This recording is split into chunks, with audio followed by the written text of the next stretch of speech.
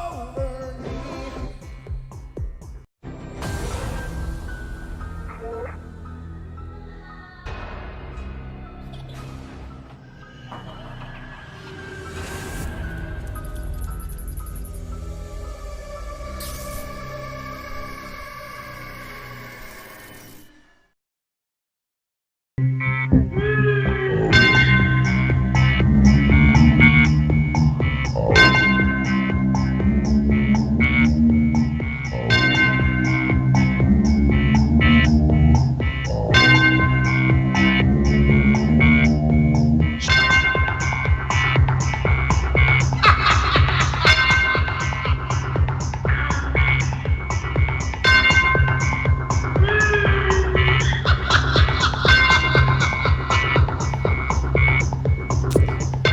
Ladies and gentlemen, boys and girls of all ages, welcome to the Paranormal Portal. It's our Friday edition. That means you get 2 hours for the price of none. You get 2 hours of this Paranormal Portal tonight, so I don't know what you're going to do with yourself, but just get ready for all kinds of paranormal goodness in every bite, just like Mom used to make. I don't know if your mom made paranormal or not, but it was always served fresh at the Thomas house. No, I'm just kidding. I hope you guys are doing great. Thanks for coming on to the show. It's a pleasure to be here with you, and it's a pleasure to have you with me. I'm always absolutely thrilled that you guys are taking part of your weekend, that treasured weekend, and spending it, at least a little bit of it, right here with me. It's an absolute honor, and I hope to keep you wildly entertained throughout the course of this show, but we'll see how I do. You guys can be a part of the show at any time. If you've got something paranormal that has happened to you that you'd like to share, please call in. The number is 720-923-0500. Again, 720-923-0500 is the number to call. And it just would be great to hear from you guys. It's always fun when you guys participate or have something to share. As long as I actually see the cue, sometimes I forget to look. I get so involved in what I'm doing that I was like, oh, there it is. So mods, if any calls come that you're aware of, please don't spam the chat. Just send me one message and I'll see it eventually. Those of you, there's a couple of you mods in YouTube that have my number. Can you just text me, please? But ladies and gentlemen, we are underway here on the Paranormal Portal, and I got a lot of different things to go over tonight. Some kind of interesting things. And now the first thing I want to touch base with is, it may not. I sincerely think that the paranormal happens all the time. In fact, I think people experience things maybe even every day. I don't know if it's every day or not. I think that we dismiss a lot of them as, oh, I wonder how I forgot I did that. Or, oh, when did that get there? I don't remember moving that. Or what happened for the last couple seconds here? We go through these little, I don't know, phases, I think, of the paranormal. And I think a lot of it is so subtle that we just kind of miss it. And I got an example of that ready to show you guys. Those of you on YouTube will be able to see. And ladies and gentlemen, if you're listening on TFR, iHeart, TuneIn, and TalkStream Live, I'll do my best to explain it to you so you understand what we're talking about. But it makes me laugh even thinking about it because it's just so damn funny. It's just one of those things like, seriously? And to me, what this demonstrates, I mean, this is like one of those really, really bizarre things that I think we just kind of chalk up as, oh, that's weird. But I just wonder, could it be a paranormal event? And I think a lot of us just dismiss it like, well, that's quirky and weird. But what if there's an intelligence behind these things? What if there is some kind of presence that makes these things happen and makes things line up for us? And maybe it's just a greater part of ourselves, right? So I'm not saying that we're always under the whim or under the influence of something paranormal. I'm not meaning to dismiss our own awesomeness. I think that we as as people are, and as energetic spiritual beings are amazing. Don't get me wrong, but I think that sometimes there's just some things that work around us that I think we dismiss, and we don't recognize them as the paranormal because they're not huge, they're not sensational, they're not earth-shattering experiences. They're kind of just some of those odd things that just kind of happen. And I think maybe it takes a lot of them for people really to put it together. But what this just cracks me up. I'm serious. This really does crack me up. It's so damn funny. I'm going to put it up on the screen here for our YouTube audience. And I will explain to the rest of you that are not on our YouTube channel. You're welcome to come over to the YouTube channel if you choose to. It's youtube.com/paranormal portal.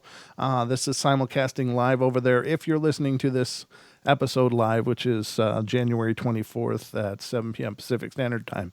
If you're not listening then, well, I guess if, you know what I'm saying. If it's live, then check it out. But this, I think, is just bizarre. And ladies and gentlemen,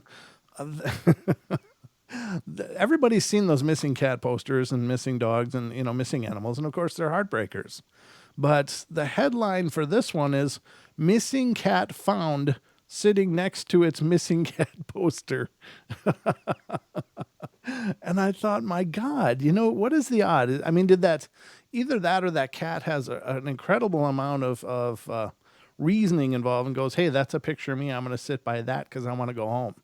So either the cat is way more self-aware than we give cats credit for, or something made sure that happened. So there is literally a photo of the cat sitting next to a big window, like a big storefront window with a missing cat poster, almost in the identical pose. Well, in the identical pose, but a little bit different angle. But I mean, it's just like, oh my God.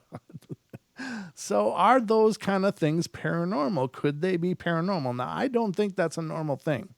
I don't think that just, I mean, is it possible that it's just by chance the cat chose to sit right next to its missing cat poster? Is that possible? I mean, is that even, I mean, what would the odds be? I mean, they've got to be astronomical that cat would just for some reason, manage to find that window to sit in where that missing cat poster is. Now, I guess the one thing we don't know, and there's a possibility here, and that is that perhaps this window is on the house where the cat lives, and he's just sitting on the windowsill going, hey, let me in. Now, I haven't read it, but let's see. It doesn't really have any news at all to it. It's just a picture, but it's funny. So well, it looks like a storefront because in the window itself, you can see the reflection of whatever's across the street, and it looks like an old historical storefront district. So I'm betting it's not the house. I'm betting it's well, I mean, unless the cat lives in that building. But anyway, that aside, without knowing for sure, if it is indeed just a random event, I gotta believe that's got to be possible. Bam says his mom's paranormal. Hey, everybody in the chat room on TFR, good to see you guys. Thanks for being here. There's a bunches of you. I always get that great carryover from Freaky Friday, and it's awesome. You guys are Freaky Friday has just the most loyal followers and listeners. Kev does a great job, and Scotty did great, and Joe had to take off early though. I guess he's must be union or something. No, I'm just kidding. But it was a great show, Freaky Friday, guys. Thanks so much, and thanks for all the love you send my way. I'm just honored. It's just really cool to have you guys as friends and have had both Kev and Scotty on the show. It was a great time talking to Kev on the Paranormal Portal, and we're going to be doing more crossover episodes in the near future. So, in fact, we're planning. Excuse me. We're planning a Friday marathon, Freaky Friday Paranormal Portal marathon, where we're all going to get together. And this, as it stands, ladies and gentlemen, is scheduled for March, Friday the 13th. So I don't know. I can't think of a much better date than that. And Kev came up with that, and I was like, ooh, that's a good one. So that's the plan, ladies and gentlemen. That's what we're going to throw together and bring to you. Hopefully you guys will join us when that happens, but it'll be 5 hours of the Freaky Friday crew and Don and myself. And it's going to be one to catch. It's going to be one for the ages for sure. So don't forget about that. But I thought oops, I thought the cat thing was absolutely hilarious. Again, I don't know the backstory. It could just be the home the cat lives in. If the people live upstairs or whatever in these historic storefronts, I know above a lot of those old buildings, above those storefronts, are oftentimes residences, apartment buildings that are have been made from the top levels of those old buildings. So it is possible that it's more, just it makes sense that the cat would be there because that's where it lives. But just saying, if it's not, could it be paranormal? Could it be? And I think it could. So I wanted to bring that to you guys. I thought it was hilarious. I enjoyed it. It made me laugh. And I did post it, I think, on the Paranormal Portal page, but it might just be on the Brent Thomas Facebook page. Again, if you want to follow the show outside of the show times, you can follow the Paranormal Portal on facebook.com/Paranormal Portal Radio, or you can find either my Facebook page, Brent Thomas, or you can find Don Longbeard, either one of us, and we can keep up with whatever the hell we're doing. And sometimes we don't really know what the hell we're doing, but we're trying our best anyway and having a good time normally. But if you want to catch the Paranormal Portal nightly, you can certainly do that. We are actually streaming live 7 days a week, 7 p.m. Pacific Standard Time on our YouTube channel. So every night of the week. And additionally, we do 3 podcasts. And the podcasts, of course, are audio only. And those are available on iHeart, iTunes, Pandora, Spotify, and a whole bunch of other platforms. It's just, we're everywhere. We're taking over the world, one platform at a time. I don't know if we are. Hopefully we can, but we're trying anyway. And we're getting out there and bringing you as much of the paranormal as we can fit in our pockets every day. So there's lots of ways to catch the portal. But again, the number is 720-923-0500 to call in to tonight's show and share something paranormal of your very own. Great to see all you guys that are coming in. We got a big crowd in the YouTube audience. Thank you guys. Make sure to like the stream if you would. And if you're not subscribed, please subscribe. We'd love to see more of you, and hit the bell so you get the reminders as well. And let's see what else I got here. I got a couple of things else, but I got to find the right tab here. I got a bunch of them. We were covering the other nights, and I got a couple more to cover of some really spooky paranormal stuff that was experienced in the great outdoors. And I didn't get all the time on Wednesday to finish this. So I want to finish it tonight because the next story is just creepy. This is just creepy. And I'm going to read it to you now. This is coming from the Occult Museum website. It's theoccultmuseum.com. And it says, I went camping at Big Sur, California with one of my best friends. It was off season and a Sunday night, so the place was practically empty. We picked a campsite about half a mile walk to the ocean, and it was in a huge open field surrounded by a lush forest, and in the background were limestone mountains, and you could hear the crashing of the ocean's waves. It was just epic. We spent the night around the campfire telling stories and eating, and we both pretty experienced backpackers too. We were very diligent in ensuring that we did not leave any trace of food by our side. And almost everything other than our essential goes into the bear bag/box. And I have my dog with me too, and she's ADA, so she was allowed to on the site. She's leashed around one of the few trees in the field on the long metal leash and full harness. It's a full moon out, and it was pouring beautiful blue light across the field. It was absolutely pristine and breathtaking. Around 1 a.m., something spooks my dog. Now, she's used to the woods and has an incredibly calm demeanor. But I mean, she is flipping out, tugging hard on the leash like she's desperate to escape. And she does. She pulls so hard that her harness snaps and she goes bolting across the field into the wilderness. Well, I lose my cool. I drop everything and bolt after her. And I'm not thinking straight. Running into the woods at night, my only concern was getting her, even if it meant risking my own safety. Well, I rescue her. I find her curled up in a random clearing in the woods, looking ashamed and terrified. And thank God she ran in a straight line. Otherwise, I would have been totally lost. I walk back carrying her, and my heart is pounding furiously at the horror of the idea of her being lost in the wilderness forever. The thought now is still unbearable, and I can feel her heart pounding too while I'm carrying her in my arms. She's still terrified. Well, I'm no longer in a great mood, and we all head to bed in my tent, but my dog just won't lay down. She refuses. Her ears are up, and she's staring intensely at the tent wall, as if she could see through it, and she's tracking something. And it takes a while for my nerves to calm down from my chase earlier. I'm working hard at taking deep breaths and reminding myself that I'm prepared for anything that I could encounter. That my dog is simply spooked from maybe a raccoon or something. Maybe she's just exhausted and acting up. And then I hear it, cackling, like high-pitched laughter that's full of a disgusting type of joy, and it's coming from outside my tent. Oh my God, screw deep breathing. My senses go on high alert. My body tenses up so tightly, and it's like I'm about to break in half. I can't even breathe. And then I hear even more cackling, like a group of witches are doing something evil just yards away. It fills my hearing, laughing and laughing and more laughing. It's loud, and it just sounds so wrong. I can't even bring myself to move to look at my friend. It's like my entire body is just given up. The laughs are then followed up with blood-curdling screams. It honestly sounded like someone was being murdered. It was full of panic and horror and sadness. It could have been wolves or coyotes killing their prey, but it sounded so distinctly human. The laughter, the sobbing, the screams. And finally my friend says something. What the hell?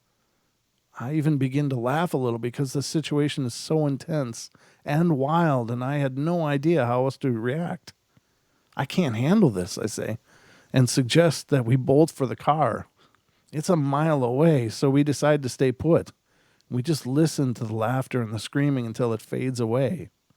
But even when it was over, I didn't bother going to bed. Ooh, that's horrible. That is horrible. Now, I don't know. I don't know what that could be.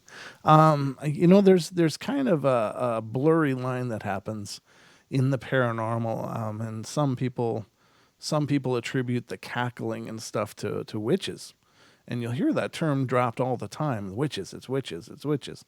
But I said this the other night, but I think it's, true. Well, there's light and dark, I guess, of everything, but most quote unquote witchcraft, and what we understand as witchcraft, is not a dark or evil practice. It's not. It's just a religion or practices based around the natural world and the natural order and cycles and seasons and symbols, and it's just not. It's not intended to be evil, and it shouldn't do that. It shouldn't. But there are dark practitioners of everything. However, I do know that in the paranormal and the spiritual realm, we hear a lot about banshees and crones and these horrid old-looking ladies that are something of not of this world. And I think that's a lot of times those get labeled witches.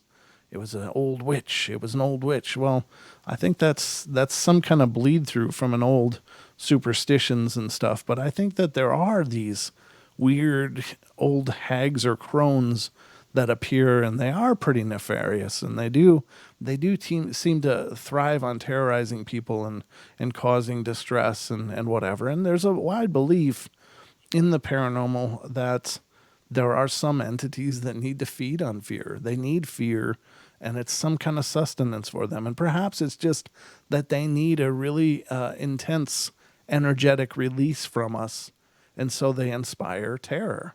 Now, somebody the other night, about a couple of weeks ago or more, made a reference, and I never thought about this before, but they made a reference to Monsters, Inc., the Disney movie.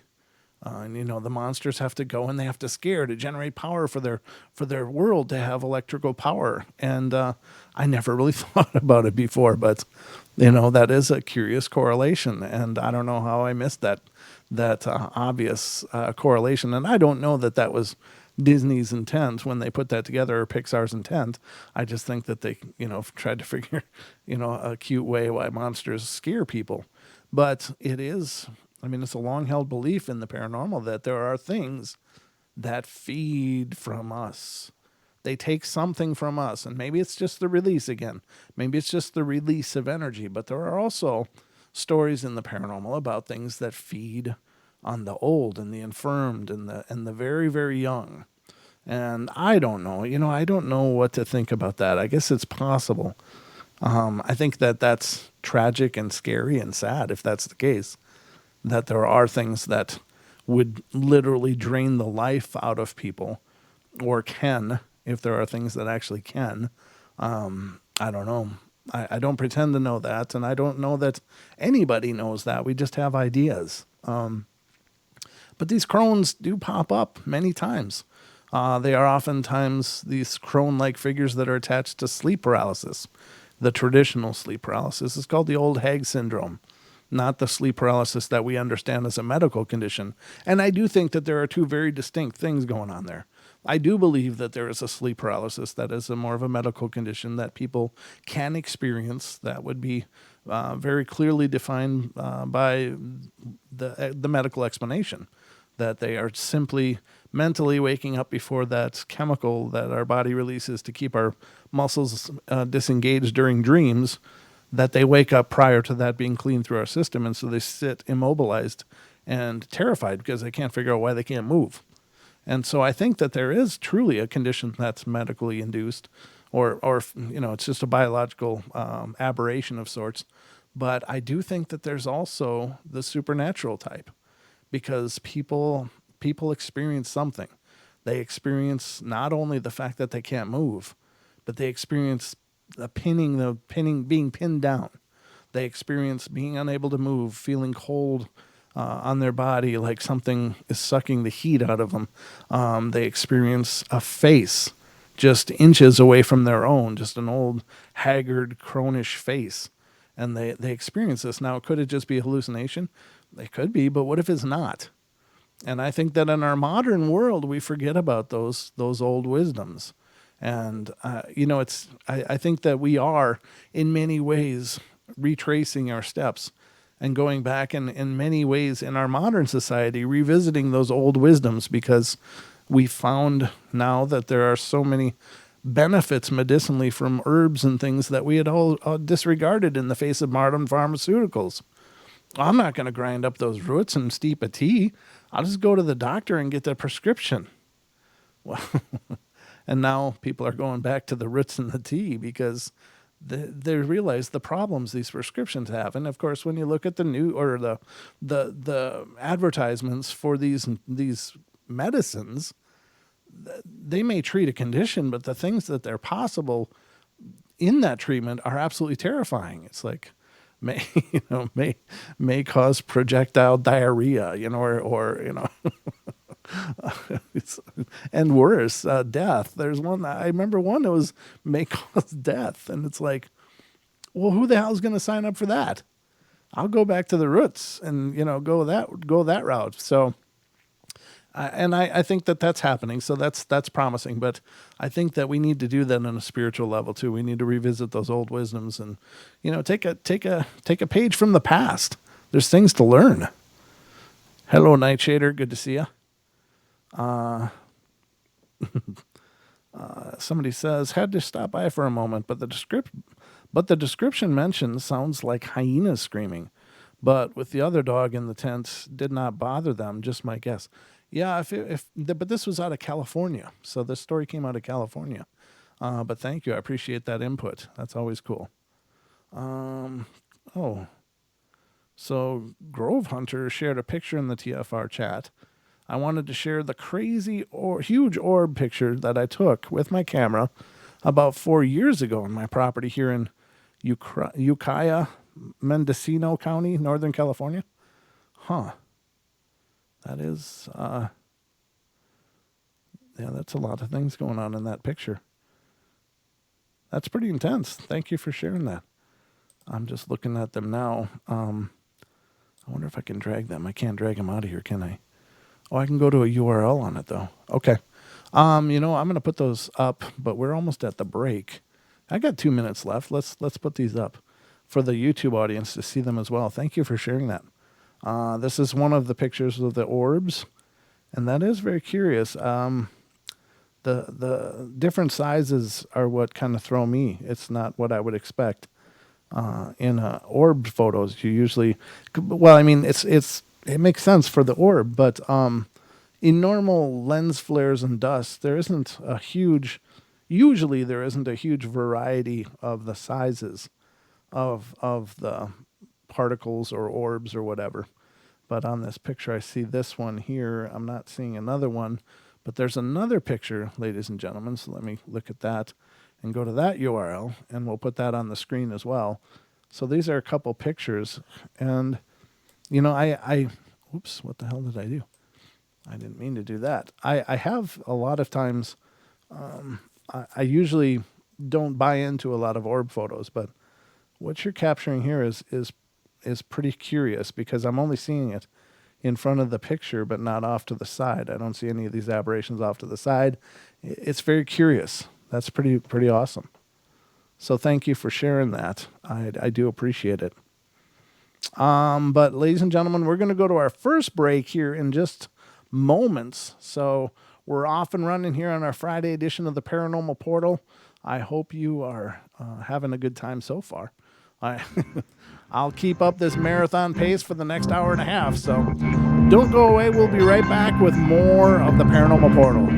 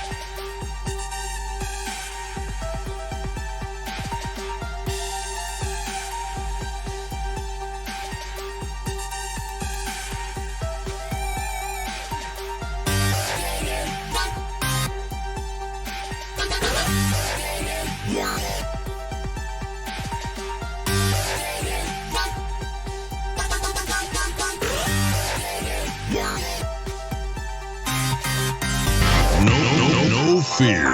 We are TFR. Frequency Radio.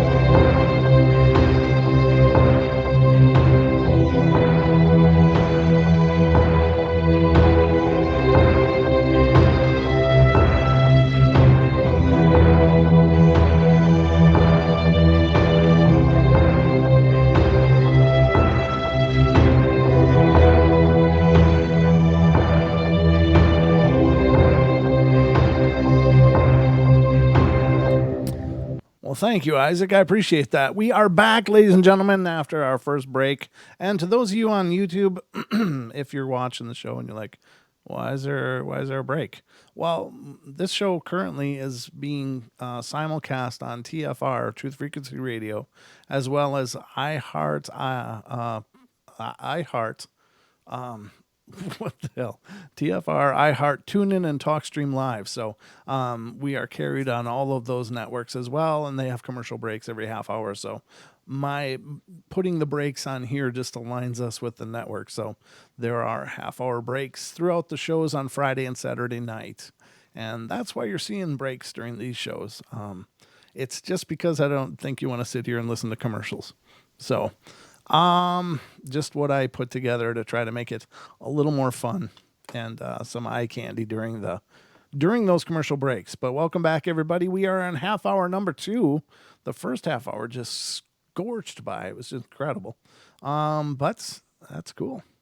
And welcome to everybody that's in YouTube. Thank you so much for coming by. Welcome. And thank you to all of our TFR live audience. If you after the show, if you stick around on TFR Live, you will be listening to Paisley Wild, The Spaces Between, which comes up next. And you can join the chat room on TFR Live and get into the conversation then. If you go to tfrlive.com/chat, you can create a username and password and be a part of the chat community during Paisley's show, or you can check her out on YouTube as well. She streams live on the Spaces Between channel on YouTube. So we are going through another paranormal fun-filled night. We've got a couple more of these stories from this listing. I did want to go. I should have copied and pasted that. I think it was a Chatter Rough Rider. Has been putting a whole bunch of things in the chat, and I want to read those out. So this is through several messages, so forgive me if it's a little broken up as I'm reading it to you, but very cool story. Was at the house alone waiting for the wife and kid to come home, and I heard the door open. I looked and saw a girl walking downstairs. Well, I waited for what I thought was my daughter to come back up. And then I got to go to his next message. 10 minutes later, my daughter and wife walked in. And I asked my daughter if it was her friend that might have showed up, and we searched the basement, and there was nothing there. And he says, my daughter says she knows that, and that it's her friend who hangs out with my long passed away cat. Oh, wow. And I said, well, how do you know about my old cat? And she said, well, Dad, Abby wants to say hi. She knew its name. That's wild. And I would have testified in court of law that there was a little girl that walked into my basement. That's intense, man. That's really intense. It had blonde hair and was about 3.5 feet tall. So, yeah, creepy for sure. Yeah, thank you so much for sharing that, man. That's really intense. Yeah, apparitions like that. I don't know. A lot of these old houses, or even newer houses, can have presences. Now, that's a common misconception, I think, for a lot of people, is they think, well, your house isn't that old. How could you have spirits? Well, it doesn't necessarily take for the house to have a history. The land may have a history. We don't know. Something may have tragically happened in those situations. Oh, but sorry, I just got messages and I had to look at that. But a lot of times things can show up. Now, what can introduce a haunting? And I've done shows on this before, but I'll just go into it a little bit. Of course, if a house has history, has had people living in it, if there's people that live there that love the house, were very attached to it, fond memories, etc., they may linger after their passing and just stay there.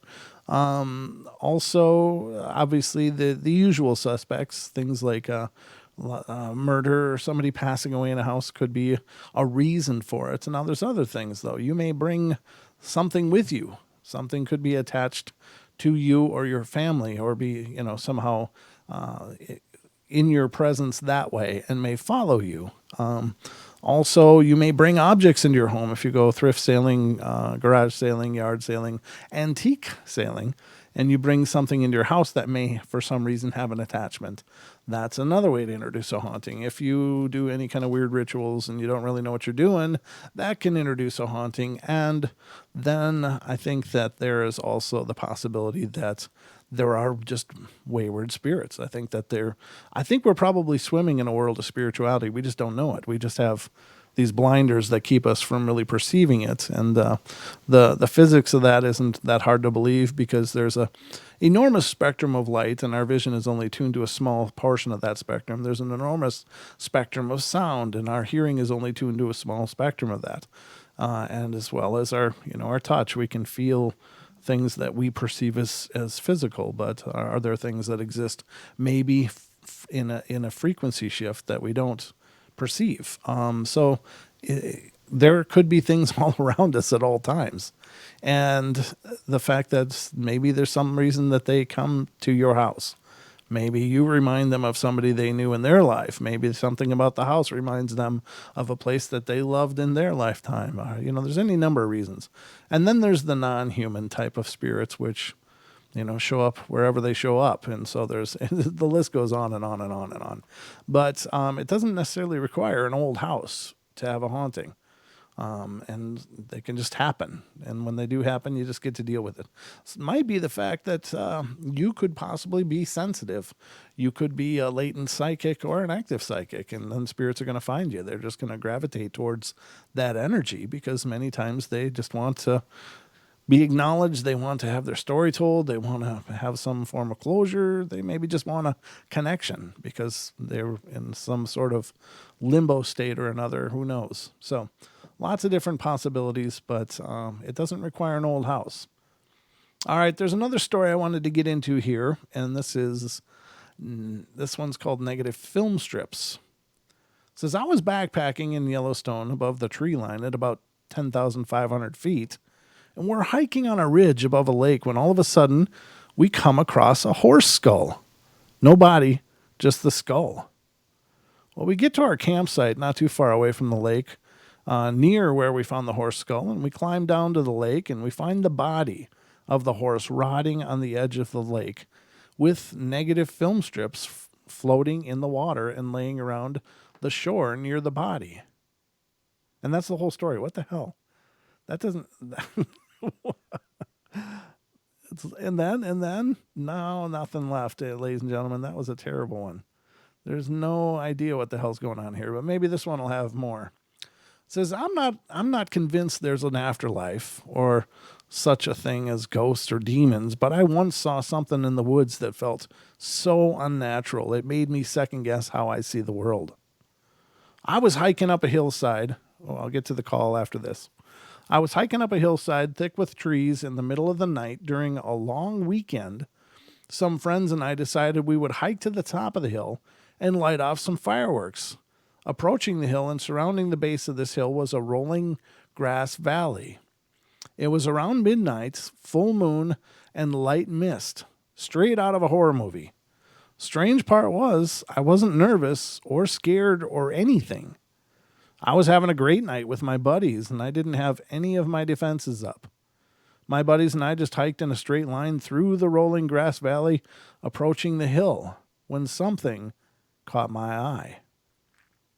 On my right, I saw a tall, shadowy figure standing perfectly upright on the top of a small grassy hill, and it was standing there right next to a large dead tree. I couldn't make out any details, but both the tree and the tall figure were silhouetted under the moonlight. The strange part was, seeing this figure did not scare me. I didn't immediately sense any threat at all. I almost assumed it must have been just another hiker or somebody having a smoke. I passively turned my flashlight on, and that's when it happened. In an instant, as my light hit that spot where this figure was standing, it instantly moved just outside the range of my flashlight, like it teleported or something. But just as vividly as I saw it standing in its initial spot, as my light hit that spot, the figure moved. I could see it standing just outside the range of my light. My breath paused as a wave of dread washed over me. Something felt 100% unnatural about what just happened. Yeah, generally we don't witness teleportation. As a matter of reflex, I moved my light to the new spot where the figure was, and my light passed it. It disappeared. I've never passed out in my entire life. Not from heat, not from getting knocked out, never. But in that moment, I felt my knees give way from under me, and I just fell to the ground. My friends turned and looked at me trying to pick myself up, and my knees were too wobbly to stand. They helped me, and I tried to explain to them what I'd just experienced. I'm willing to bet it was all just lights and shadows playing games with my eyes, but I'll never be able to explain that sensation I felt of feeling like I had just seen something I should not have seen. Something so unnatural that my body's instinctual reaction was just to go limp. Yikes. That's a spooky one. Absolutely crazy. Well, we've got a call, so looks like this could be D. Hello, area code 330. You're on the air. Hi, it is D. Hello.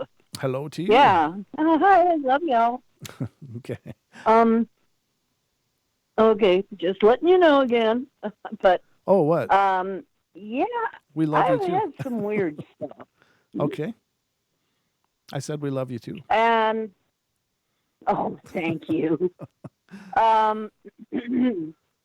I've had some weird stuff lately, and well, the quiet is kind of broken. It was pretty quiet here for a while. Oh. Now, two weird things. I have a missing birthmark that was on my leg and is now missing. Oh, Am I undergoing my own personal Mandela effect? And now I have a pyramid, why do I want to say pyramid? A triangle, a red triangular mark on my right arm that has been hurting. My arm has been hurting. Ooh. And I didn't notice right away, but I looked in the mirror and saw there is on the outside of my arm a red triangle that's been there for days. And I have no idea how it got there, and I have no idea what could have caused it. I looked around at everything I was wearing and everywhere I've been, could anything make this mark but it's lasted for days. It's not just like, it looks like the kind of a red mark that you get, if you got waffle thighs or something, that kind of red almost. What did you but say? It's too fine. Did you say lasted for days? Oh, waffle fries. Did you say waffle fries? No, I said like if you get waffle thighs from like patio furniture or something, Waffle the kind of red you get from pressure, like you're pressing on something and it makes a red mark for a while and then goes away. Oh, gotcha. I've never heard that descriptor before. Waffle fries. Yeah. I was like, what the hell did she just say? Waffle fries would be much more appetizing, right? Yeah. I don't know. Waffle thighs. That's a whole bunch of visuals I didn't need. But anyways. All right. So is this triangle really? Are you hungry, Prince? No, not really. Is this triangle really? Some of my cheesy potatoes. Okay. Well, anyway, what? Is the triangle really defined? Like it's very, very tight edges? Yes, it is. Wow, that's really creepy. Exactly. Very, very sharp edges. Yeah, it is creepy. It's on the arm that's been hurting. Now, are you? And of course, dude says it's an implant, and it's like, oh gosh. Well, I was wondering myself, has my peace been broken by this? I don't know. Are they back again? Now, you have a history. I've had weird. Have you ever been abducted? Do you Yeah. believe? Yes. Okay. Okay. Oh yeah. I thought so. I thought you had mentioned that in the past. I haven't told. I'm sorry. I haven't told much of that yet. Yeah. Really. Okay. Well, I think you've I will tell alluded to one it. if you want. Oh, sure. Yeah, that's fine. By all means. Okay, the one that okay, and it's because it's hard to talk about. They're emotional. I couldn't tell whether I was dreaming or not. Mm-hmm. See, I thought I was dreaming. My ex, it was like I was in this. This was just, boy, this is hard to talk about. I'm sorry. Well, no. And I usually can talk about anything. Right, but if it's not comfortable, please don't. I mean, I don't want you to go into something that you're not ready to do. It's not personal. It's just, well, what looked like my ex. I'm in this round place with these other people standing around, but then they kind of come in and out of looking like people. Actually, it's hard for me to focus on these other people, but in this supposedly dream, my now ex-boyfriend, but then, or my ex-husband, then at the time we were dating. Mm-hmm. He appears to be taking out my knife, my eye with a butter knife. Oh, geez. For some reason, he takes something that looks like a butter knife, some kind of instrument, and he's taking out my left eye. And yikes. And that was a horrible dream, I thought. But then I started having trouble with that eye, and then I got an astigmatism in that eye, and to this day I have like a little, this eye looks different than the other eye. It has a little kind of a pucker right there at the corner of the eye that the other eye doesn't have, so it looks a little different. And it has for a long time. Oh. Now, I haven't had much, a lot of trouble with it recently, but every now and then I'd have trouble with this eye. Oh. So, yeah, that's one of the, I mean, I've read about this. I think I did tell the story where I found out I have a star brother somewhere because my mother had a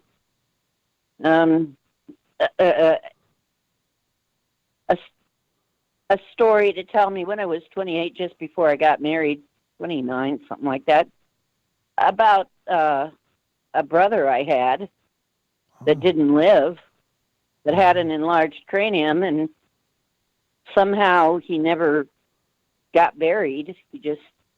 The doctors took him away, and oh, really? She doesn't know. I mean, nobody asked any questions about it, I guess. And that really corresponded to what Whitley Strieber had to say. But it was one of the only references I could find at the time.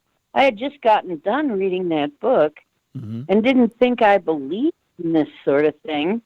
And then the very next day, I'm there like, I would only believe that if somebody I trusted told me about it. Had to be first-person account. And then my mother, the very next day, tells me that story, and it was about my brother. And I'm like, that I never even knew I had. And I'm like, okay, I am dreaming now, right? No, I'm not dreaming. She was serious. I'm like, oh, my God, this means that this, and then other accounts, and then my dad's interest in having fate magazines. I think he would get only talked about it when he was drunk, probably because he was afraid to talk about it when he was sober. Yeah, my family has been harassed by something, and people say ETs, and it could, and probably it is. Well, it, there are all kinds of things happening. I mean, we have interdimensional stuff coming in.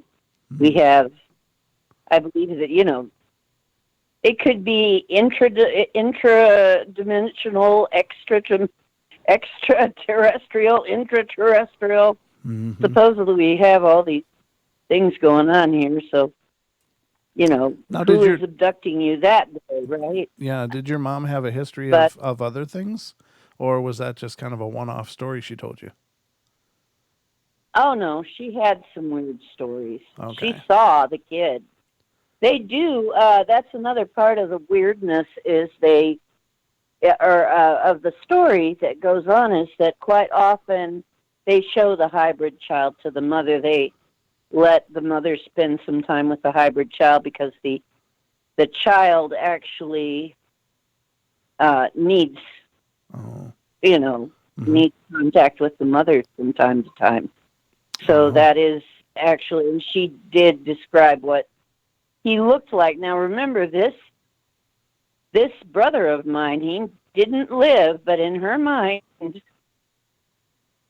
there's no grave. There's, he was supposedly born dead, though. Was he full term?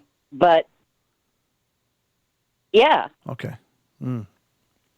Yeah, that seems peculiar. Or I think, I'm not sure. Really, I'm trying to remember. I don't know if she told me that part. Huh. But honestly, it sounded like exactly like the stories in the book, and my head was spinning, and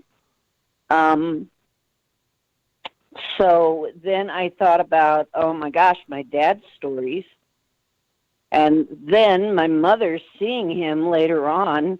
Yeah. And quite often they see him with what looks to them like a religious figure, and it's could be a gray shape, making them look like whatever comforts you. Mm-hmm. But yeah, and the way she described him is the way the star children look, and the not necessarily star children, the hybrid children, with great big blue eyes, she said, and a tow head, which means white hair. And yep, that's the way. But if he died in childbirth, are you in her mind somehow he grew into a child and somehow. Huh. But no, that is the tale of the hybrid children is have that kind of narrative. Yeah, So that is curious. I'm like, for sure. That's a lot to have dumped on you at any time in your life, I think. But wow. yeah, Huh. I know. I was just flabbergasted. It's like you wait until I'm almost 30, and then you just suddenly tell me that you figure now it's okay because I'm getting married. When was she gonna? If I hadn't gotten married, when would she have ever told me? Yeah, that's bizarre. Yeah, that's kind of crazy. Well, I mean, But, it's a beautiful story to think that he might be out there somewhere. I mean, rather than it just being some kind of maybe a spontaneous abortion that there was a birth defect or something, and the child, of course, but not if it went full term. I just can't imagine that there wasn't some kind of a funeral. That's just really unusual. She went to the hospital. Huh? Yeah. So it would have almost had to have been full term or close to it because it happened at a hospital. Yeah. Because there were doctors. Right, and that's so. I don't know why they wouldn't have returned the body so that it could be properly laid to rest. That's really unusual. But man, and that is another part of what Whitley Strieber was saying. Somehow nobody, and somehow your mind is messed with so that you don't even think it's weird. Right? Yeah. I'm sure that's true. Wouldn't you think it was weird? Yeah, I mean, you would think that would bother you then, right? Right. I mean, where's let me bury Yeah. him. Yeah. Nobody is ever alarmed by that. Well, maybe. None of these women are ever upset by it. Yeah, that's very strange. I had a sister I knew. who only lived 2 days, and of course she was laid to rest. It was prior to my birth, but there's a grave in our family plot for her. So I mean, that's usually the practice, as I understand it. So very strange. But we're almost at break time, Dee. But thank you so much for calling in, my dear. Mm-hmm. Okay, well, anybody, I need a little help. Okay. I want to do a hypnotic regression. So somebody knows a good person to do that, let me know. Okay, talk to you later. All right, my lady, take care. Thanks for calling in. Bye. Okay. Yeah, if anybody has a hypnotic regression or knows somebody who does such things, reach out to Dee. She's in our YouTube chat pretty regularly. Dee Swiger is her chat name in there, so let her know. I may know of one, but I don't. He's way over in England, so I don't think that would probably work. So, but ladies and gentlemen, we're going to go to our second break here on the Paranormal Portal, and again, we take breaks because we are aligning with the network, which takes breaks. So, for those of you who may be new to the show, but we will be right back in just a couple minutes. Don't go away for more of the Paranormal Portal.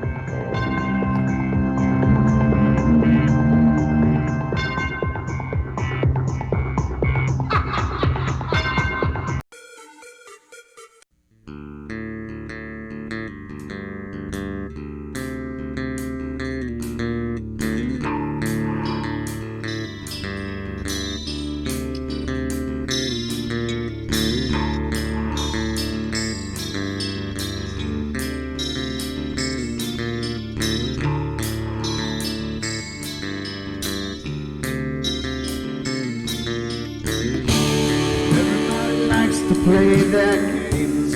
Everybody loves to place their bets.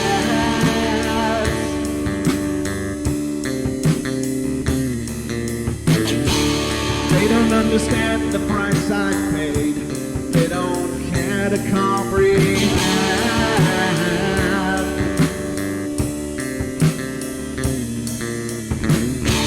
Trace their lines upon my body, dripping scars across my heart.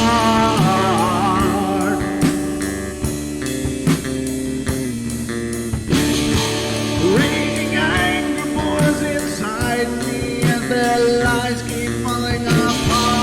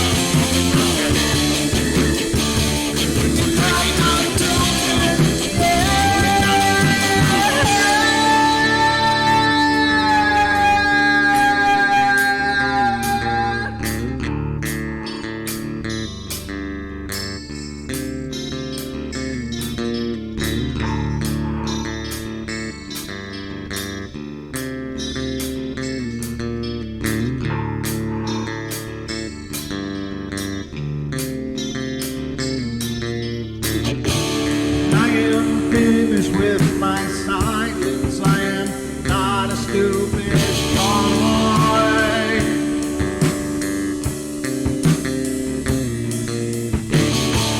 No more breaking me with kindness, just you dance upon my joy.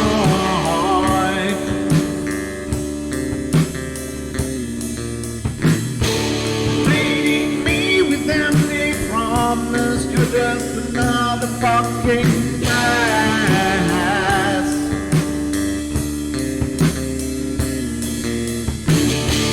Taking off the slice of my sanity, just make sure that you're well fed.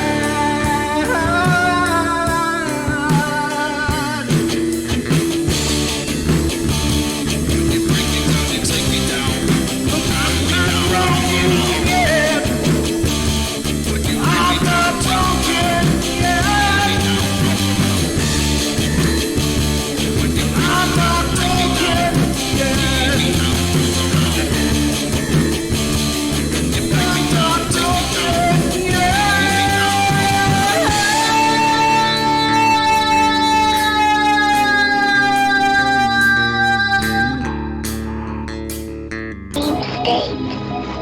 A nightmare from which they cannot wake.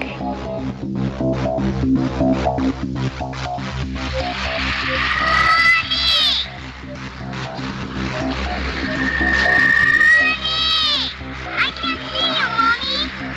Where are you? I've never sensed anything like it.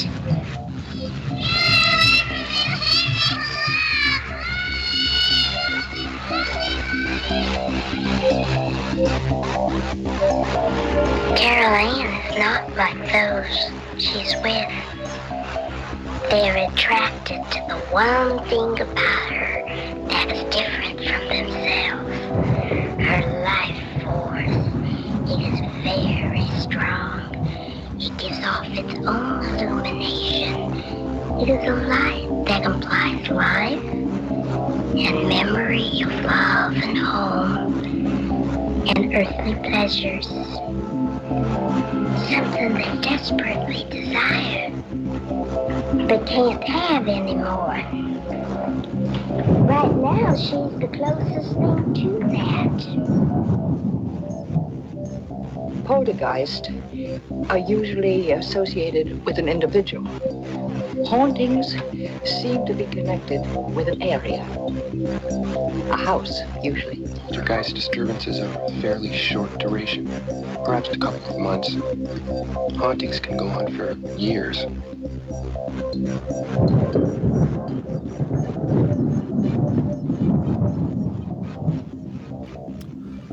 Ladies and gentlemen, I'm back. You give me for a whole nother hour, and this is hour number 2 is now underway here on the Paranormal Portal. So thank you so much for being here. Sounds like rain. So, doesn't it sound like rain? It's just static on the Skype line all of a sudden. I don't know why that happened, but it happened. So I apologize for the sound. I don't know where the hell that came from, but hopefully it just clears up. I got a nice email from a listener named Heather. Thank you so much. I just read that over the break. Yeah, I'll have to do some of those things. It's always my intention to be much more organized than I am, but yeah, every night of the week, 7 days a week, 7 p.m. Pacific Standard Time, there's a live show happening on our YouTube. So if you want to, catch more shows, that's how you do it. Or again, the podcast. Thanks. Yeah, I just lost that word suddenly in my head because there's noisy in here with this coming into my ears. Great new podcast. Oh, thank you, Taco. Just check it out. Awesome. I appreciate that. The podcast is released 3 times a week, Monday, Wednesday, and Friday. It is generally available as of midnight into the AM, just past midnight throughout that whole 24-hour cycle. So I always schedule them to be released right as soon as that day breaks at 12:01 or whatever. So, but Monday, Wednesdays, and Fridays, that will come out. And you can find that again on iHeart, iTunes, Spotify, Pandora, and a bunch of other platforms. There's a whole laundry list that we're on. So you can find the Paranormal Portal and check it out yourself. Hopefully you'll enjoy it as well. Maybe even more. Maybe maybe the fact that I'm not on the screen helps. I don't know. Just saying. But thank you to everybody who has come in for tonight's show. It's a pleasure seeing you all.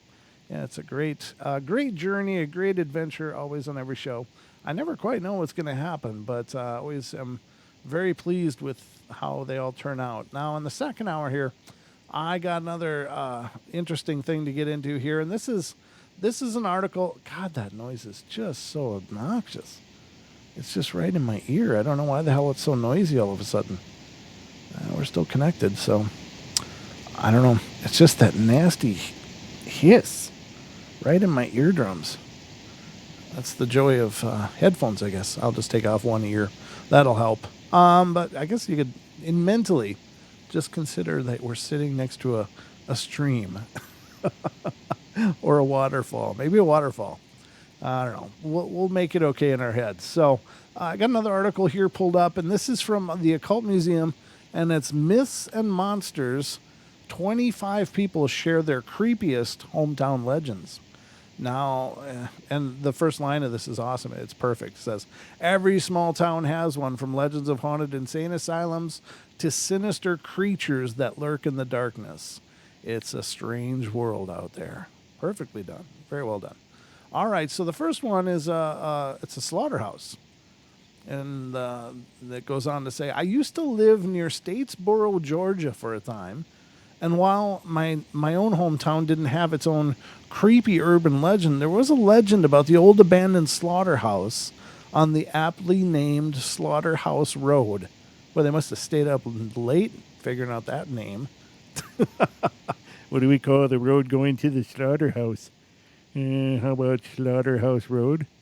Yes. The slaughterhouse had been built sometime originally in the 20s and working through the mid-40s before a fire ran through the place, killing a number of the employees.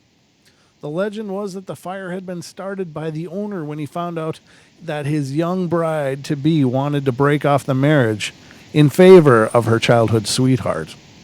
Among the dead reported were the woman and the presumed sweetheart.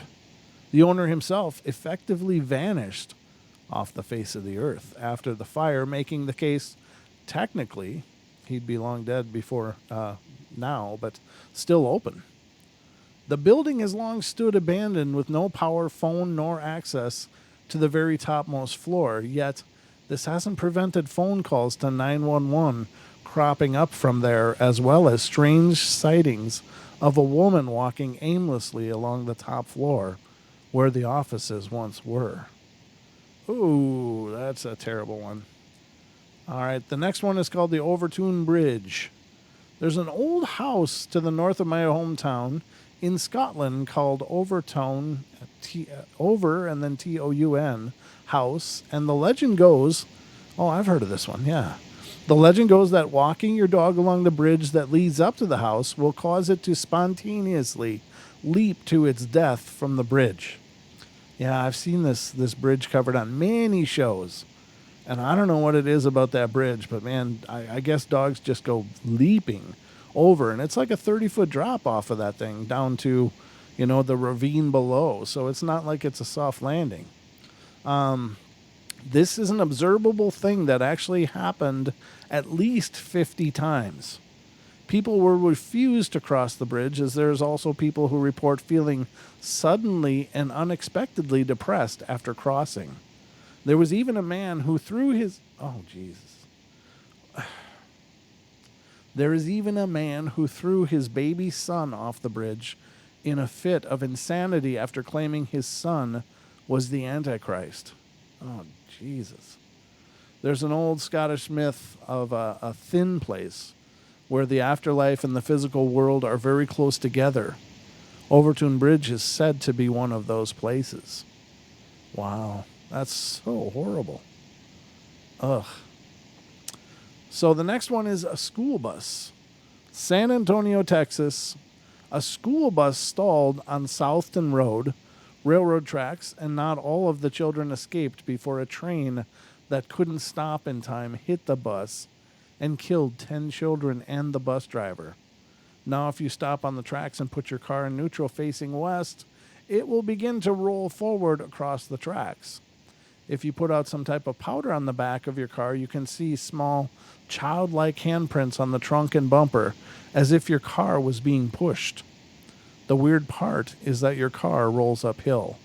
Now, I've seen that's actually scientifically studied, and it's actually a downhill slope. It does have an optical illusion of being uphill, but it is apparently a small downgrade, and I don't know why it looks like you're going uphill, but allegedly what I've seen, and I can't say I've done it in person, I've not been there, but it is actually a downhill, and so it's just an optical illusion, and I don't know if there's truth to that school bus story or not.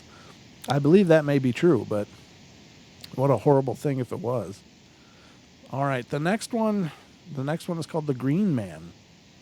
Raymond Ray Robinson, October 29th, 1910 through June 11th, 1985, was a severely disfigured man whose years of nighttime walks made him into a figure of urban legend in western Pennsylvania. Robinson was so badly injured in a childhood electrical accident that he could not go out in public without fear of creating a panic. So he went for long walks at night. Local tourists who would drive along his road in hopes of meeting him called him the Green Man or Charlie No Face. They passed on tales about him to their children and grandchildren, and people raised on these tales are sometimes surprised to discover that he was a real person who was liked by his family and neighbors. What a horrible life to have to live, though. Wow. It's kind of like the Elephant Man, you know? By no fault of his own. The Tinker's Hollow. I grew up in Ohio. There you go, D. Ohio again. There's the legend of Tinker's Hollow. It is said old Mr. Tinker, a miner, haunts this site. He can sometimes be seen riding his horse and buggy, and if you go under the bridge, you can sometimes hear his buggy pass overhead. And it's said that you can see his green eyes glowing, and he'll lead you to his gold if you talk to him. Mr. Tinker was an alchemist, and he made a special non-rusting metal that has never been duplicated, and there are tombstones around town that were made with his Tinker's metal. They're pretty neat, unlike anything you're used to seeing in a graveyard. Wow. Wonder what he did to his metal. I don't know. That's pretty cool. An alchemist of all things. Wow. So this one's called The Girl in the White Dress. Sorry about that hiss, ladies and gentlemen. I can't do anything about it. It's something to do with our internets. The little girl in the white dress. Apparently, a father went crazy in the 1950s. I hate these stories. And tied up and blindfolded his young daughter that was wearing a white dress. He placed her on train tracks, and she was decapitated. Ugh. There are sightings to this day of a young girl standing right next to the tracks where the roadway is. They always say that it looks like a real human until she turns around and her eyes are completely black with bloody tears running down her face. Then poof, she's gone. That's how the sightings always go, too. Nobody ever sees her from the front first. It's always from the back. She turns around, people see the face, are horrified, and then they see a mist where the girl was, and she disappears. A lot of these classic tales are they real? Maybe. I don't know. I know that these local legends get blown up and you know, they get exaggerated. But I sure hope that that's not true. I hope that's, especially the little baby, and now this one. It's like, oh man, how do you ever get to a place where that's a good idea? And God, oh. Here's one. It's called Theorosa's Bridge, and this is in Wichita. There is a bridge, Theorosa's Bridge, and there are a few versions of this story, but most of them tell that there was once a woman who had an illegitimate baby. Oh God, here we go again. And she threw the baby off the bridge into the water to be rid of it. Full of grief and regret, she then jumps in after the baby and drowns herself. Supposedly, if you go to the bridge and yell loudly that you are Theorosa's child or that you have her child, she will appear and drown you in the river. What the hell? Well, you don't mock the dead. That's what they say. Don't ever mock the dead. But who's the one that figured that out? Who's the poor bastard that tried that? Oh, geez. I don't know. I mean, is there truth to it? I don't know. These are legendary stories, but I don't know that she would appear and drown people. Maybe. I don't know. I just don't know how somebody figured that out. Hey, watch this, guys. Hey, I got your baby. I don't know. In my head, that's hilarious, believe it or not. But that's what it's like in my head, so. It says, the Loop Guru, of course, the Lou Guru, Rougarou that has many different names, but here it's called the Loup-garou. In Louisiana, we have about 100 of these urban legends, and when you combine the Creole voodoo culture with the folktale-loving Cajun population, with the still-standing plantation homes and reminders of slavery's legacy here with the former War of 1812 and Civil War battlefields, with the fact that our capital was built largely on Native American burial grounds, you're going to get a nice medley of the supernatural. The haunted plantation homes, the Civil War ghosts, the pirate ghosts, the haunted tunnels under LSU, a secret CIA base, question mark, and Scooby-Doo on Zombie Island all come to mind. My favorite is the Loup-garou, also called the Rougarou. It's a werewolf that would prowl the swamps of South Louisiana and outside New Orleans and prey on bad kids. You can see how this was worked. It would also hunt down and kill Catholics who weren't following the rules of Lent. And if you were attacked by the Loup-garou, you would become one, but only at night if you told others about it. Yikes. So you better be good, for goodness sake. Yeah, they kind of took Krampus and made it a whole year kind of thing down there, didn't they? Not good. All right, so this is the blue-faced crone is next. It says good old black anise, and then that's a root that's used to flavor black licorice, actually. Black anise, also known as Black Agnes, is a boogeyman figure in English folklore. I did not know that. She is imagined as a blue-faced crone or witch with iron claws and a taste for humans, especially children. She's said to haunt the countryside of, oh God, it's one of those words, Leicestershire, I don't know, living in a cave in the Dane Hills or Dane Hills with an oak tree at its entrance. She supposedly goes out on the glens at night looking for unsuspecting children and lambs to eat, then tanning their skins by hanging them on a tree before wearing them around her waist. She would reach inside homes or houses to snatch people. Legend has it that she used her iron claws to dig into the side of a sandstone cliff, making herself a home there, which is known as Black Anice's Bower. The legend led to parents warning their children that Black Anice would come and catch them if they didn't behave. Yeah, that's some fear-based parenting. It's the boogers will get you in the South, the boogeyman, now Black Anice, the Rougarou, Loup-garou. Using the paranormal for parenting. 101. Why, whatever do you mean? Perhaps we should have a terrifying tale. That's just not even good to raise kids that way. It's like, hey, kids, go out and play. No, you're being bad. Now the booger's going to get you. All right, so this one's coming from Indiana. Let me get to this first. We've got a call. Hello. Is this Lewis? Hey, what's up? Hey, brother, how you doing? I recognize your number. Sorry, can you hear that hiss? Yeah, it's, no.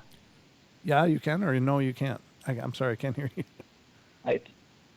I cannot hear the hiss at all. Oh, okay. Well, if that's I'm good. on my headphones on the other side, I can hear it, but not during calls. Well, I'm hoping it's just on my end here, but you're the first person to call in since then, so I wanted to ask you. But what's on your mind tonight, brother? Yeah, I saw a ghost last night.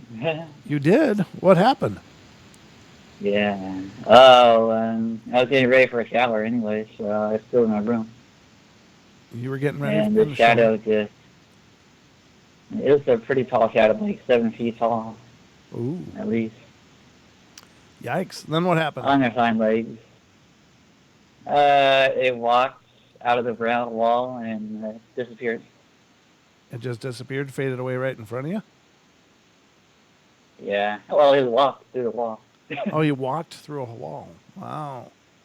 Now, Yeah. is that normal for your house? Do you normally have apparitions? Rarely. Rarely. I used to have a dog. Yeah. It used to be a dog. There used to be an apparition of a doggy, though. Oh, really? Okay, I gotcha. Yeah. So, what do you think about it? Did it scare you, or what's going on? It wasn't scaring me at all. I told Paisley about it. Which one? Yeah. Okay, okay. Now, are you Yeah. cleansing? Do you think you brought something in, or how do you think that happened? Any idea? No, I don't know. Well, be careful, man. That's scary. I don't know. You know, I've heard different versions of shadow people. Like I've heard the bad version, and then I've heard that there's Uh-huh. some really benign ones, and like there's some that really want to cause people problems and hurt them, and then there's other ones that just seem like they're just observers of sorts. They're really not trying to be aggressive or anything. They just watch for some reason, and I don't know how you distinct which. Now, did this one have a hat, Lewis, or was it?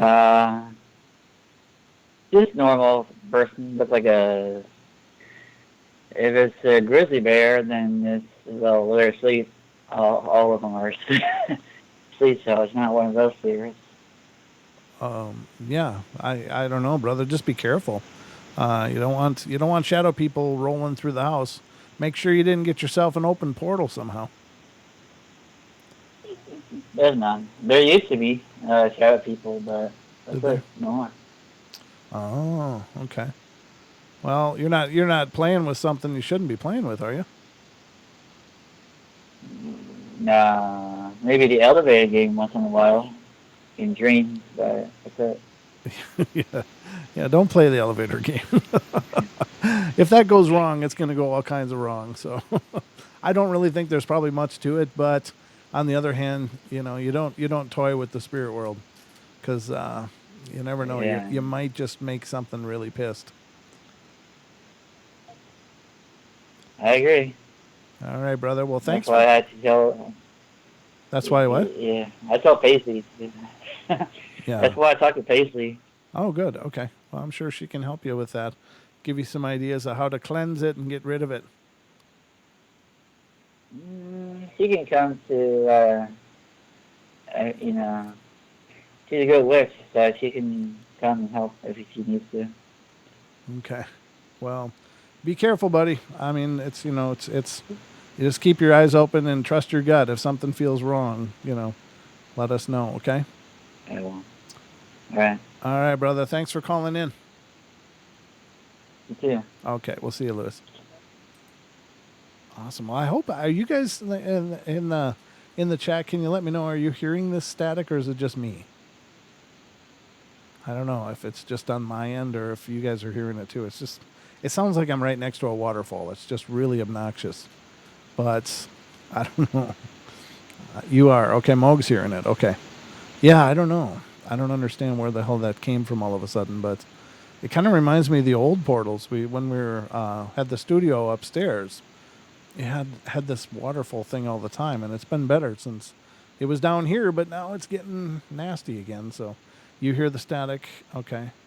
Oh, good. Well, I'm glad. Doc Kayak in TFR says, coming through clear, but he can hear the static. Does it sound like a waterfall, Doc? Is it kind of soothing? We're just going to go with that explanation. It's actually, I did it on purpose, ladies and gentlemen. I'm trying to create ambience here on the portal, but we do that up in here. But no, that's, it is just really obnoxiously loud in my ears. I hope it's not obnoxiously loud for you guys out there, but a small stream perhaps. Thanks, Doc. I appreciate it. Good to see you, brother. I'm glad to see you pop up when you're able to. It's wonderful to see you. And thank you to all of you on TFR, and thank you to all of you who are joining us on YouTube as we go through the night here. But let's get back to these myths from around the world. Indiana folk legend of the Blue Hole. Southern Indiana is prone to sinkholes due to limestone being weathered out from the previous ice age. And this part is true. They are everywhere down there. And the legend goes that there is a blue hole, a sinkhole filled with crystal blue water, the kind you find when a quarry floods. And legend goes that no one has ever reached the bottom because it separates into an elaborate underwater cave. Even after professional divers have gone down there, nobody's made it. So some teens drown in the blue hole and their bodies were never found. The blue hole just swallowed them up. Oh, that's too bad. Eesh. Yeah, there's some other. This just reminds me of something I just discussed with somebody. They were talking about divers going down into this one area and getting stuck in an underwater cavern as well. There's apparently a cavern somewhere underwater that they get stuck in, and then I think it was Don I was having this discussion with.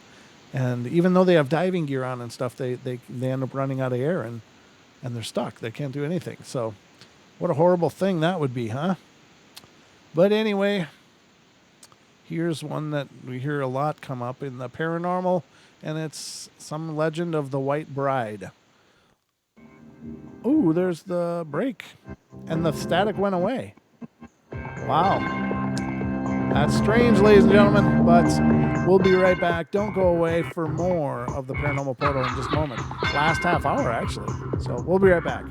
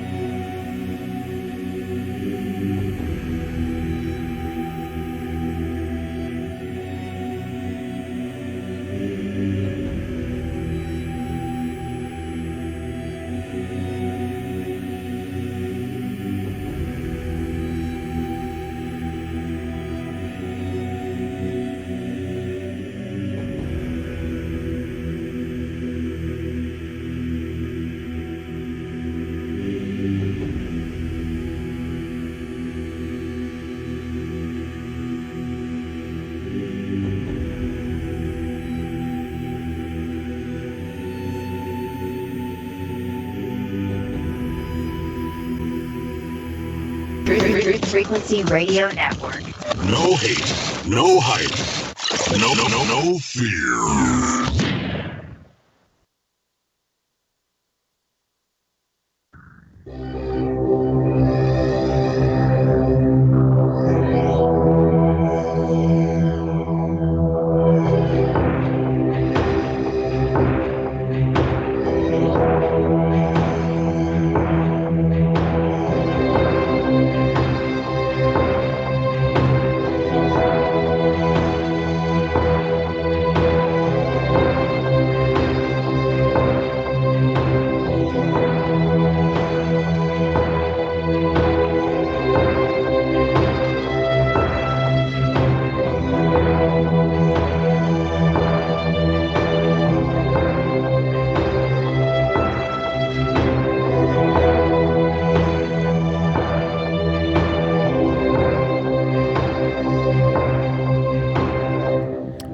Welcome back, ladies and gentlemen. I'm here with you. This is the last half hour of our show. It's just flown by as always, but an incredible night. No volume control. What do you mean, Elaine? What's wrong? Is the volume too loud or something? What's going on? But hope you guys are enjoying the show. And remember, after the show tonight, don't forget that our dear friend Paisley Wild will be coming up with her show, The Spaces Between. If you're listening to TFR, iHeart, tune in to TalkStream Live on the Truth Frequency radio channels on each of those. You can hear not only the Paranormal Portal, but you can hear Paisley's show coming up next. So wherever you're hearing us, whether it's on TFR, tune in, TalkStream, or iHeart, or if you're watching on YouTube, there's lots of ways to tune in to our shows. And Paisley does simulcast her show as well on YouTube. And you can find that by going to youtube.com, the spaces between. And that's how you can tune into her show after this. So lots of opportunities for you to be entertained throughout this fine night. Fridays are just absolutely epic on the Paranormal Portal and the spaces between, and Freaky Friday. And wow, I mean, it's just a great night. So Saturdays are also really good. And we will be back, of course, on TFR, iHeart, tune in to TalkStream Live, as will Paisley and her The Spaces Between show. And then after both of us, comes the Duke with World Bigfoot Radio show on his TFR channel. So he has a show there as well. And, of course, many of you involved with the Paranormal Portal are familiar with Duke. He is World Bigfoot Radio moderator in our chat room. He helps out on this show quite a bit, and it's been a great friend. And so lots to tune in and check out, ladies and gentlemen. So definitely keep the tradition alive, as it were. So we got the White Bride. I got kind of interrupted by the break there. But we are going through some legends from around the nation, the United States, of these local legends and things. So the White Bride is the one we're on now. It says, I live in Worthington, Ohio. And in our town, we have the legend of the White Bride. Supposedly in the late 1800s, a wedding was being held in our town square. Through a series of unfortunate events, a horse and buggy ran wildly across the village green and into the wedding party. The bride was killed instantly. Now, the legend goes, if you go to the village green on the anniversary of the tragedy, you can hear the gallop of horses' hooves and the scream of the bridge. It says bridge, but they meant bride, as she was run down. It's a big thing for the kids in our town to gather on the green on this night and see if they can actually hear it. And I guess that's something to do. Fun. If you live in a small town, you got to find ways to entertain yourself. No, it's kind of creepy, though. I don't know. Again, legends, I don't know. Is it possible? Sure. That would be completely residual, though. That would not be an intelligent event at all. That would just be an imprint if it did repeat, but in my opinion. Now, this one is Devil's Cave. That sounds beautiful. I grew up in Yonkers, less than a mile from Untermeyer Park, and there used to be an old pump house built into one of the steep hills at the edge of the park where the aqueduct is located. That's allegedly where the Son of Sam's cult used to worship and sacrifice dogs and deer. It was full of demonic and satanic graffiti and markings, and it was called Devil's Cave. Well, that's horrible. I don't know. I guess I didn't even know the Son of Sam was into that, but I don't know much about serial killers. That kind of stuff is just creepy. Which is a good thing. I don't. There's some things I'm interested in. There's some things I definitely don't want to know more about, and of course, serial killers are a whole different kind of creepy. I mean, paranormal creepy I love. That kind of creepy I don't love. That's just broken. That's just twisted and horrible. So I don't know. I don't choose to look into that too much. But the next one is the Black Lady. So we had the White Lady, the White Bride. Now we get the Black Lady. And there's an old manor house about a 5-minute walk away from my house that's supposedly haunted by the ghost of a tall, shadowy woman in mourning clothes known as the Black Lady. It was founded in the 12th century and later rebuilt around 1587. This has got to be overseas. By Roger Says, S-E-Y-S. The Says family moved out in the 17th century and it fell into decay. Legend states that the Black Lady was spotted by men working on the castle in the early 19th century. And, they actually have a picture of the manor, which just took me off of my page, which sucks. I didn't want that to happen. Hold on. Let me go back. Let me open it this way. So here is the castle, ladies and gentlemen. Those of you on YouTube can see it anyway. And there it is. There's the castle that's apparently is haunted by the Black Lady. It's a beautiful, those old castles are so amazing. It's too bad that they're left in ruin. And I don't know, maybe the cost to rehabilitate those buildings would just be so prohibitive that it just couldn't be done. But it seems tragic to leave those beautiful, amazing structures just left to rot. They are just such feats of engineering and workmanship. Even Victorian homes, compared to today's buildings, Victorian homes are incredible. I used to own a Victorian home, and I loved that house. It was built so well, and it was like you could just tell the people that built that house loved the house they were building. It was a work of art. It was just a work of art. And it was built in 1894, the one I owned, and it was just every piece of wood that was original, it was so pristine and so well done and just beautiful. And the mantle on the fireplace was just incredible, and it was just an amazing thing. So I don't know.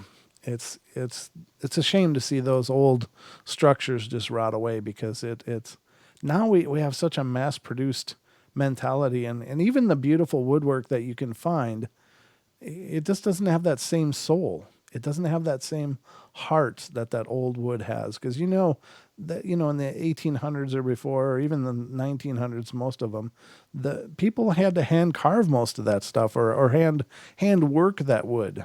And now, hell, you throw a log into a machine and it'll come out with a statue. You can print a statue on your desk now. It's like all of that craftsmanship and the beauty of that is kind of fading away, and that's too bad. I think those old buildings have such a soul, such a spirit. It's amazing. But that's the Black Lady story. Now we're going to go to the library attic. The library in my hometown is attached to a 200-year-old mansion that was said to be haunted. Specifically the attic, which is huge and shadowy, and tends to collect dead pigeons. The local paper even did a story about the supposed haunting, with photo proof. The library did lock-in nights in the summer, and they'd tell scary stories in the attic, which wasn't so bad because you were with a group. And later on, I ended up working at the library and would have to go up into the attic alone at night to make sure no one stayed behind after we closed. The attic had a gated stairway with a lock, and a few times when I was up there alone in the house, I'd hear it bang shut. Oh, that's a little creepy. That's a little creepy. But you get what you get, I guess. If you're working in an old haunted mansion, you got to expect some stuff to go sideways. That's kind of the law, I think. This one is called the Chautauqua Monster. Chatawa Monster. And it says, I live in Louisiana and we have quite a few yarns to spin. My personal favorite is of the Chautauqua Monster in my hometown. The story goes that a circus train was coming along and derailed out of Chautauqua. And now aboard this train was a variety of critters, but most notorious of them was a freak. It was a cross between a man and beast, and yet not quite either, and was terribly ferocious, so unnaturally. It was kept in a heavy cage in its own rail car. When the train derailed, all the cars went into the woods and killed most of the animals, save for a few monkeys that fled into the woods and this creature. Well, the story goes that should you take you a little ride out into the to the Chautauqua Bridge in the dead of night, you then kill your truck and wait till the strike of 12. At first, it gets eerily quiet. And then you'll start to hear a chittering and howling of monkeys, and the branches of the trees start to sway and shake. And by the time you cut your truck back on, there will stand the Chautauqua monster, waiting for its next victim. Ooh, that's all kinds of creepy. Or you could just stay home. I don't know. That's kind of creepy. All right, then the next one is the ringing bell. There's a cemetery in the area with a special feature on one of the graves. The coffin is under a large stone and suspended above ground with chains, so it sort of floats below the ground level. You can supposedly see the coffin through the cracks where the ground has settled around the stone. At one point, there was a bell or bells hung from chains, but those are long gone, and the purpose of this arrangement was that if the person was buried alive, their movement would make the bells ring and they could be disinterred. The legend is that if you go there around the anniversary of that person's death, you can hear the bells ringing. I'm alive. Eesh. Hope not. At this point, that would definitely be a zombie, I'm betting. So the next one is the mass grave. When I was in grad school, there were all sorts of weird rumors about the bodies under the dorms. There's supposedly close to 500 of them, and the school would intensely deny that they were there. But one of my friends supposedly had seen all the files on the locations and whatnot because of an internship she was doing through the MLS program. Fast forward a few years, and the water main breaks under one of the dorms, and we suddenly have to deal with 300 graves they just found under the dorms. The state put up dorms directly on top of the cholera mass grave, which I'm assuming they must have known about. Wow. That's so horrible. Oh, my God. All right. Next one is the Devil's Step. I'm from Lower Bavaria, Germany, and there is this city, Zuling, which also has a church, and next to the church, there are 2 spots in the grass where nothing grows. People claim that back in the days, some guy robbed the church and killed the pastor, and he fled through the window, and the moment he touched the ground outside the church, he got struck by a lightning and died. It does say by a lightning, by the way. That's not just me misreading it. Since that day, nothing grows where he touched the ground. This spot is called, I don't know how to pronounce that. It's Teufelsstritt, literally translating to the Devil's Step. Oof, that's wicked. This one's called the Bloody Axe. Lansingburg, New York, Old High School. The legend has it that in the early 1900s, a teacher went insane and slaughtered as many students as he could get with an axe in room 243.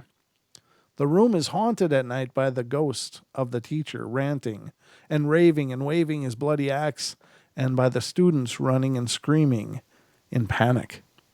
Well, that's horrible. That's absolutely horrible.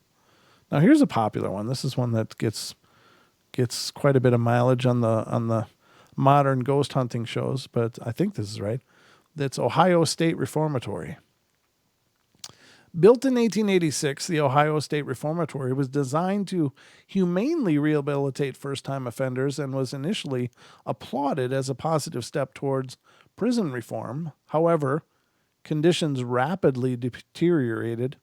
After 94 years of operation, the prison's legacy became one of abuse, torture, and murder. Denounced by civil rights activists for its brutalizing and inhumane conditions, the prison eventually shut down in 1990.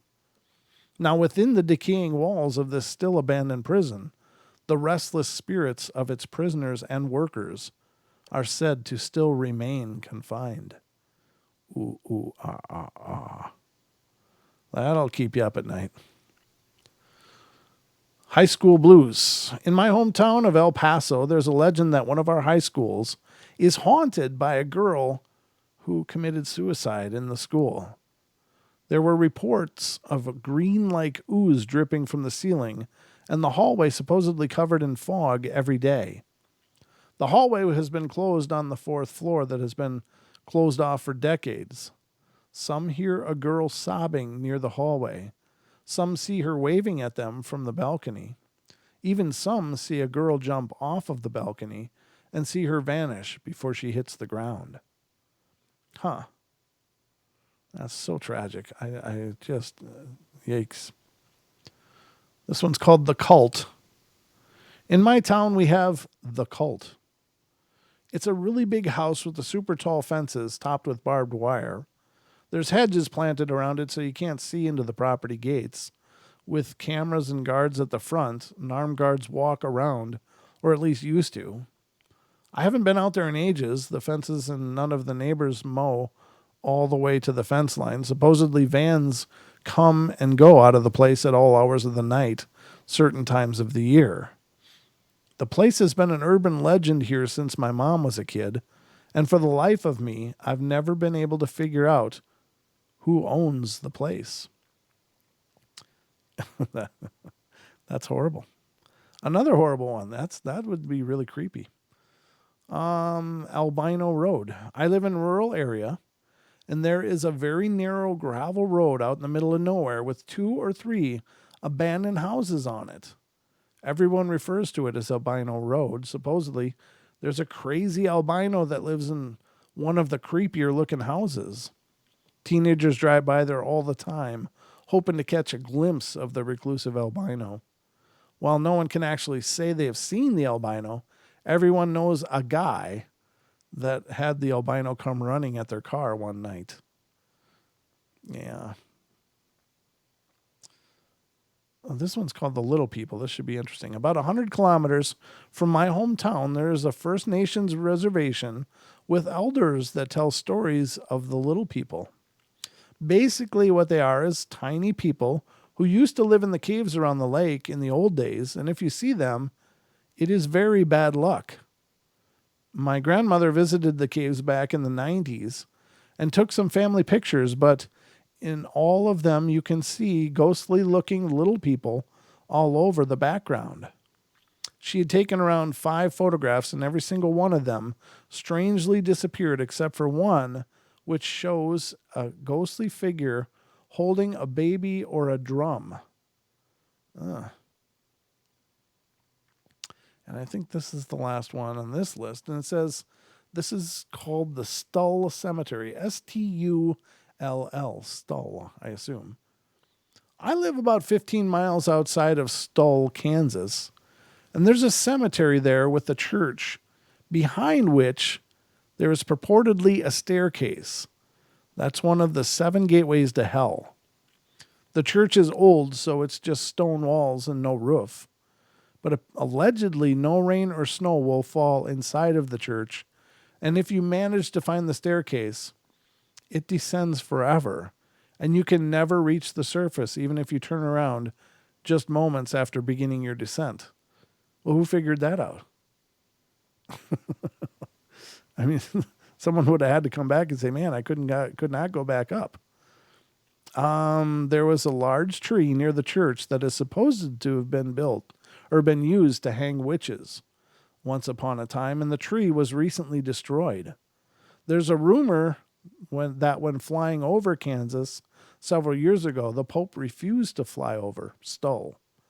It's a popular spot for drunk high school kids to go visit on a dare in the middle of the night. Sadly, the walls of the church were knocked down a few years ago as well, but you can still tell where it was, and the staircase remains. It's supposed to be very difficult to find, and I've never bothered to look very hard for it. But a lot of people insist that there really is a set of stairs descending into the ground. I'm not much for creepy stories usually, but the few times I've visited Stull, I was not sorry to be going and leave. It's just a creepy place. Huh. Well, there's that. I don't know. Those kind of stories are they're hard to get your heads around. Some of them, I mean, some of them are just local sensational legends and whatnot, but others are perhaps there's truth to them. Maybe there's truth to all of them. And now I will say that I think in any situation, things become real when people believe they're real.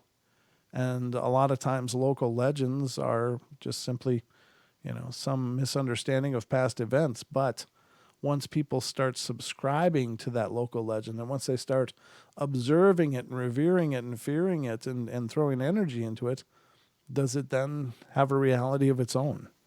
Now, case in point, I think a lot about the Slender Man stories. And of course, that was a fabricated story. It was a fabricated writing experiment, but it kind of has taken on a life of its own. Now, that is oftentimes mostly because people just want to believe stuff like that. They just want to believe that there is some really creepy thing out there that's trying to lure kids to their doom somehow or cause children to do other horrible things. But kind of like that, what the hell's that one that's that really creepy looking face? It's like a picture of a girl that's been stretched out and stuff, and they say, oh, it's like Momo. It's Momo. Yeah, Momo. That's another one that's kind of taken on this internet legends kind of status. And does it become real? Does it become true at some point when enough people believe in it? Does it take on a life of its own, literally? I know figuratively these things take on a life because when people believe these things, they are real to those people. But is there a breaking point? Is there a point that when enough people believe in something that it actually becomes a reality, some kind of phenomena of its own right? More so than just the idealistic minds of young people or people that are just wanting to believe in anything. There's some possibilities there.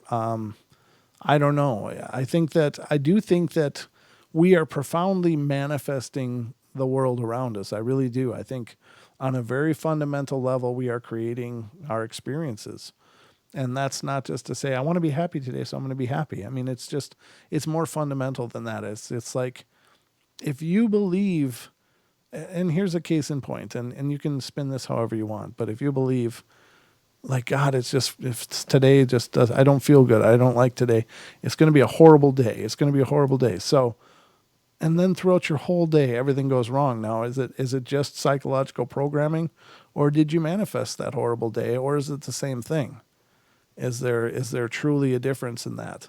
But I think we fundamentally program our realities. We fundamentally are involved in the creation of our experience.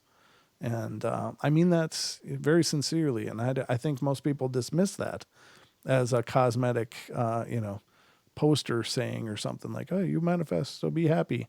And it's more than that. I think that, we are truly involved in the creation of the reality that we live. And if you think about it from, quantum levels or whatever, there does appear to be points at which people are fundamentally altering the quantum reality they're observing. The double slit experiment being one of them, just one reference of fundamentally altering what is observed, and is it expectation? Is there, and what causes that? So on that level, if it can happen there, why couldn't it happen in every aspect of our lives? So are these things real because people believe they are real? Are they then the observers creating the reality, creating the phenomena that then becomes its own thing?